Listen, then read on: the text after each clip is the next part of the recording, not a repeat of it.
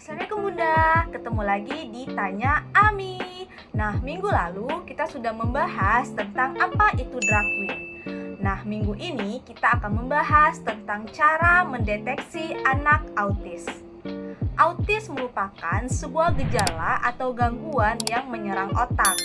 Biasanya, anak autis ini memiliki kesulitan dalam komunikasi dan berinteraksi dengan orang lain. Nah, menurut data CDC dari Amerika Serikat tahun 2018 dinyatakan bahwa 1 dari 158 anak di dunia pasti menderita autis.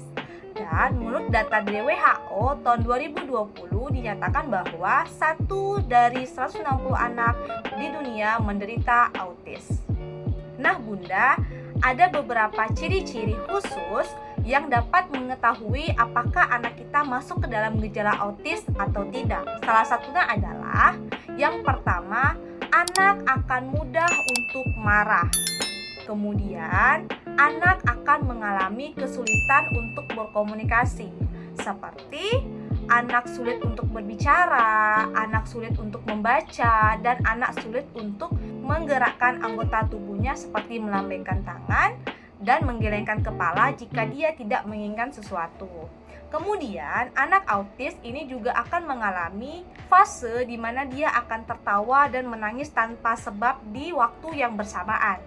Lalu, ciri-ciri selanjutnya, anak autis akan melakukan hal-hal yang secara berulang, seperti mereka akan selalu menggerakkan atau mengayunkan kedua tangannya ketika dia melakukan sesuatu. Menurut beberapa penelitian, autis ini tidak dapat diketahui apa penyebab utama anak tersebut mengalami autis. Namun, ada beberapa penelitian yang mengatakan bahwa anak autis ini bisa disebabkan karena faktor genetik dan faktor lingkungan.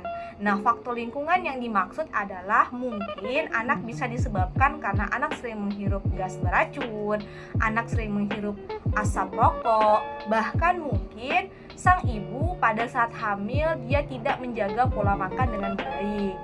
Nah, apa ciri-ciri selanjutnya anak masuk ke dalam gejala autis?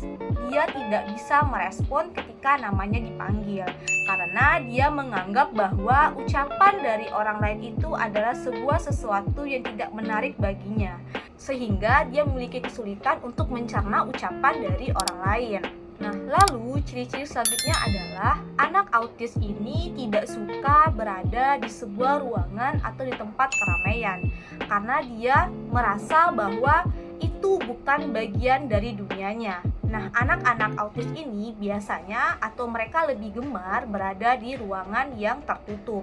Karena ketika mereka berada dalam ruangan yang sepi, mereka dapat berimajinasi atau dapat menciptakan dunia mereka sendiri.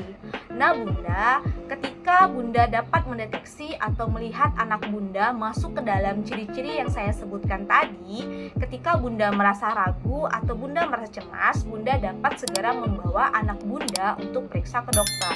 Karena pada dasarnya untuk memastikan anak Bunda itu autis atau tidak adalah berdasarkan pemeriksaan dari dokter. Oke Bunda, mulai hari ini mari sama-sama kita belajar dan lebih memahami karakter dari anak kita sendiri.